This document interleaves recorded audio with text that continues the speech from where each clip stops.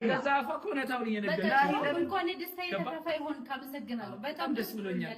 በዚህ ቀን ስለተገኘ ደስ ብሎኛል። አዎ በቃ ስለዚህ ከዚህ በኋላ አዲሱ ባሌ እንግዳሽ አታስቀይሙ። እንግዳ መጥቷል በእናታችሁ አታስቀይሙ ነበር እኮ አሁን አዲሱ ባሌ አሸለለ ብዬ ነበር እኮ። ቆይ ምን አይነት ንግግር ነው ያወራሻለሽ?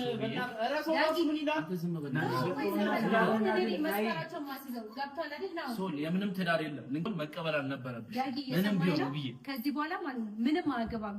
መስመርን ጠብቅ።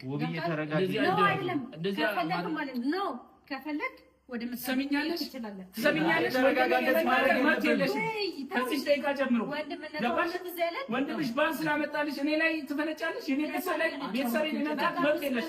ከዚህ በኋላ ጫፉን የመናገር መብት የለሽ። ወንድሜ ነው ገባሽ? ዝም በይ ሰላም። አንቺ ማን ነሽ? ተይኝ አታውሪኝ። ገባሽ? ተረዳሽ? እየሰማሽኝ ነው? ከዚህ በኋላ አይኑን ማየታችን ስልጣን የለሽም። ወንድሜ እያልሽ ነው አይደል?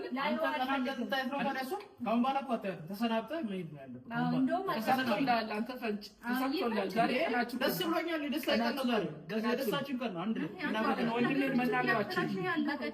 ምንም ቢሆን ማለት ነው እሱ ባልሽ ነው። ስለዚህ አይደረግም። ስለዚህ በቃ ደስታ አሁን ጥሩ ብረት መዝጊያ መጥቶልሽ እንኳን ደስ አለሽ። ጥሩ ነው። ኧረ ከይን ወያሽ ነው ማለት ዳብለሽ አንቺ በጣም ምን አንተ ስነ ስርዓት ያዝ እስቲ። እንደዚህ አይነት ንግግር እንዳታወራ አሁን ባላ ባለትዳር ምናምን የለም። በቃ አዲስ የለም ኪራ ተረጋጋ። ነገር ለማየት ነው የጠራኸኝ። በጣም ነው ማለት ነው። በቃ ደስ ይበላችሁ ካለ በዚያ ለምን ታዝናለህ? ለኔ ጊዜ ስለታዝናለህ። እሷ ተኝታ ስትመጣ ግን ስለሱ ነው የምትወራው። እኔ ሳለቅስ እኔ ስናደድ ደስ ይላችኋል ማለት ነው። ለምን በዚህ ጊዜ ደስ ይላችኋል? አዎ በጣም ደስ ይላል። በተለይ ደግሞ የናው ሀሳቡን ስላሳካውለት የሱን ሀሳብ አይተይ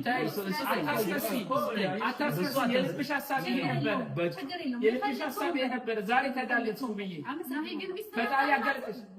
መጥሽ ነው አብረሽ ያከበርሽ አብረሽ ያከበርሽ ሚስት ይሄ እኮ አጠገብሽ እኮ ምን እንደሚባል ታውቂያለሽ? ሰላም ዛሬ ደስታችሁ ነው ማለት ሰላም ባልንጋለክ አዳምጠኝ።